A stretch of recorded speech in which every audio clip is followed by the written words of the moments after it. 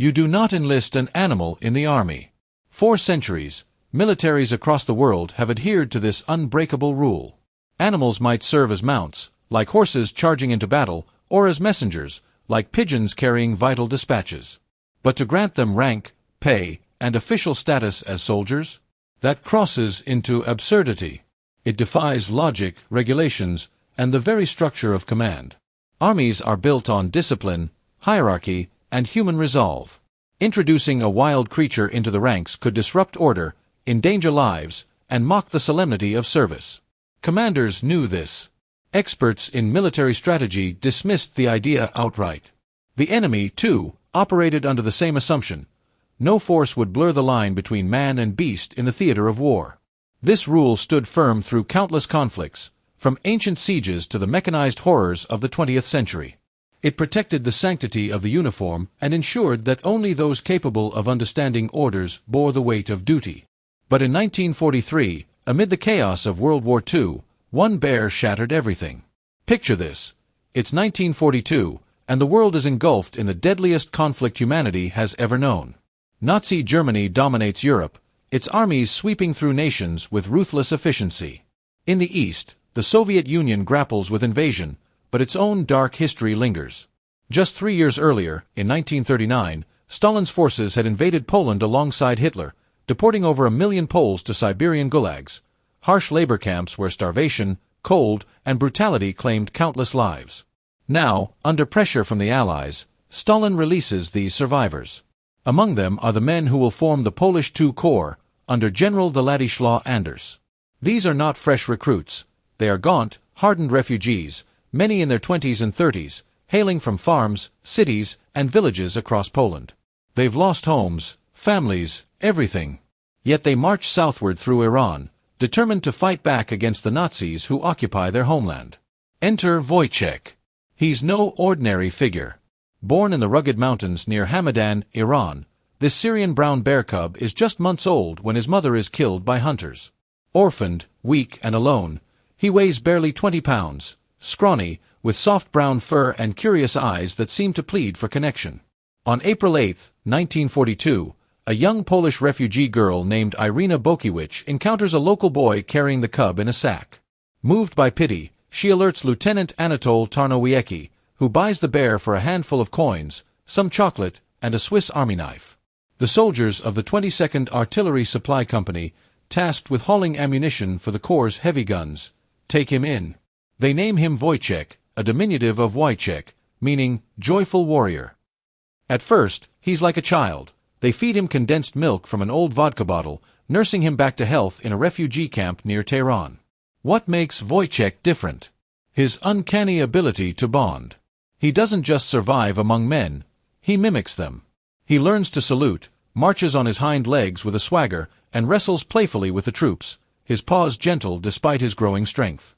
By age 1, he's tipping the scales at 90 pounds, his fur thickening, his presence a beacon of morale for these exiled soldiers. They teach him tricks, share their rations, fruit, honey, marmalade, and even introduce him to beer, which becomes his favorite, gulped after gulp from the bottle, his tongue lapping it up with relish. The broader war rages on. The Allies push to liberate Europe from Nazi control. In the Mediterranean, the Italian campaign becomes a grinding stalemate. Monte Cassino, an ancient monastery atop a 1,700-foot mountain in central Italy, stands as a fortress in the Gustav Line, a German defensive barrier blocking the road to Rome. 3 Allied assaults have failed, costing thousands of lives. Bodies pile up in the rubble. The air reeks of gunpowder and death. The Polish II Corps, now 50,000 strong, joins the British 8th Army for the 4th attempt. Their artillery, 25-pounder guns, must pound the enemy positions relentlessly. But supplying ammo in that terrain? A nightmare. Crates weigh 100 pounds each, holding 4 shells, and must be hauled up steep slopes under fire. The stakes couldn't be higher. Failure means prolonged war, more Allied deaths, and delayed liberation of Europe. Success could turn the tide, opening the path to victory. Wojtek and his unit arrive in Italy, but there's a hitch. British transport rules forbid mascots on ships. The Poles face a choice: leave their companion behind or find a way. They choose defiance. And now, Wojtek stands at the precipice of the impossible. The ship docks in Alexandria, Egypt, but regulations loom like an enemy blockade. You cannot board a military vessel with a pet, no matter how beloved. The soldiers huddle, desperation in their eyes. Then, inspiration strikes. They draft Wojtek into the Polish army as a private, complete with paybook, rank, and serial number 253. He gets his own rations, 2 portions of food daily, a bed in the tent. The British officers, stunned, allow it. Wojtek boards the MS Battery, his massive frame lumbering up the gangplank, the sea spray misting his fur as the ship cuts through the Mediterranean waves. The unit pushes through Iraq, Syria, Palestine, harsh deserts where temperatures soar to 110 degrees Fahrenheit. Wojtek adapts, his paws kicking up sand, his growls mixing with the rumble of trucks. He sleeps beside his caretakers, Henryk Sakarowicz and Dimitar Solyago, his warm bulk a comfort on cold nights. He learns to crave cigarettes, not just eating them, but taking a puff, the smoke curling from his muzzle before he swallows the rest. The men laugh as he chases oranges mistaken for toys, his claws scraping the ground. But playtime ends in Italy. February 1944, Taranto Harbor. The air buzzes with tension, Allied bombers drone overhead. The Poles integrate into the 8th Army, their 25-pounder guns positioned for the assault on Monte Cassino. May 11, 1944. The 4th battle erupts. Artillery barrages shake the earth, shells whistle through the air, exploding in fireballs that light the night. The monastery looms 1,700 feet above, fortified by 1,500 German paratroopers of the 1st Fallschirmjäger Division, elite troops dug into caves and ruins. The Poles attack from the north, climbing Phantom Ridge under machine gun fire. Casualties mount. 3,000 Poles will fall here. The 22nd Company hauls ammo from supply dumps to the guns. Trucks grind up winding paths, but the final leg is by hand. Crates stack high, each 100 pounds, wooden sides splintering under strain. Wojtek watches. He sees the men strain, sweat pouring down their faces, muscles burning as they lift and stack. Then, something extraordinary. He rears up on hind legs, over 6 feet tall now, his 250-pound frame casting a shadow. He grabs a crate with his paws, claws digging into wood, and carries it to the truck. The soldiers freeze. He doesn't drop it. He stacks it neatly, then returns for another. The rhythm builds. Lift, carry, stack. The sound of wood thudding against metal echoes amid the boom of guns. Shells rain down 1,500 yards away, then 1,200, closing in. Dirt kicks up from impacts. The acrid smell of cordite fills the air.